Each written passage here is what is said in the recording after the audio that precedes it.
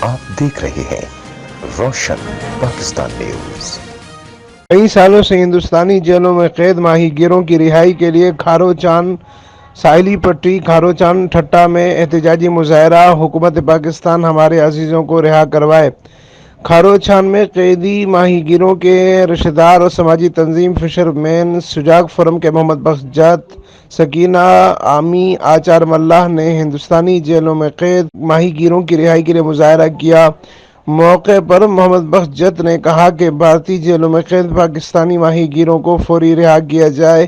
اقوام متحدہ نوٹس لے، بھارتی جیلوں میں قید پاکستانی ماہی گیروں کی رہائی کے لیے فوری انسانی حقوق پر آواز اٹھائی جائے۔ انہوں نے کہا کہ کئی سالوں سے قید ہمارے ماہی گیر کے ساتھ انسانی حقوق کی خلاف ورزی کی جا رہی ہے۔ ان میں سے بہت سے قیدی ایسے ہیں جن کی سزائیں بھی پوری ہو چکی ہیں، ابھی تک انہیں رہا نہیں کیا گیا۔ اقوام متحدہ کے چارٹر آف ڈیمانڈ کی خلاف ورزی کی جا رہی ہے۔ فوری نوٹس لیا جائے اور پاکستانی ماہی گیروں کو جلد رہا کیا جائے۔ امین فاروقی، روشن پاکستان نیوز، ٹھٹہ، سندھ۔